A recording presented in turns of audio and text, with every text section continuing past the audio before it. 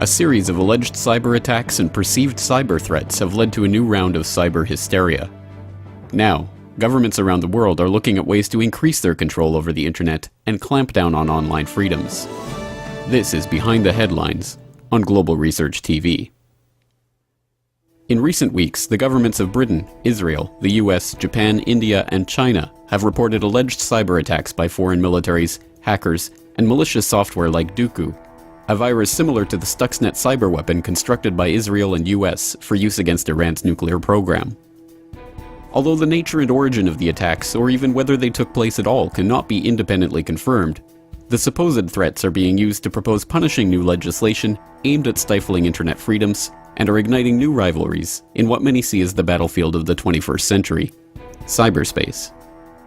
In the US, a report to Congress by the National Counterintelligence Executive is touting cyber espionage as a major threat to the American economy.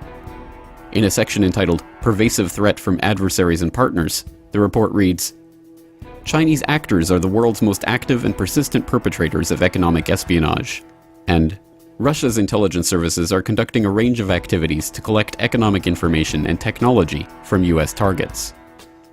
In the wake of the report, DARPA, the Defense Advanced Research Projects Agency tasked with maintaining the US military's technological advantage, has asked for a 73% funding increase in fiscal 2012 from $120 million to $208 million.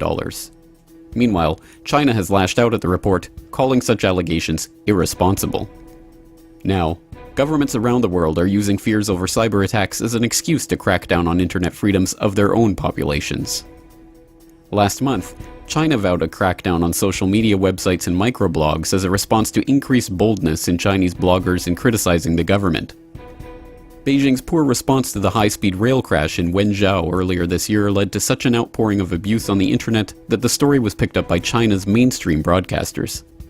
A statement from the State Internet Information Office is vowing that such criticism will not be tolerated, however, with Xinhua reporting that 3 of the offending bloggers have been punished by local authorities.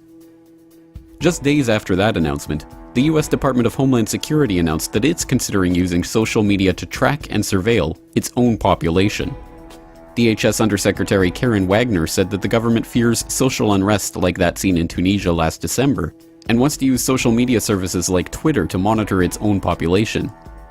Last January, Senators Lieberman and Collins renewed calls to give the president a kill switch over the internet to protect the government in times of emergency, a call echoed by Senator McCain last July.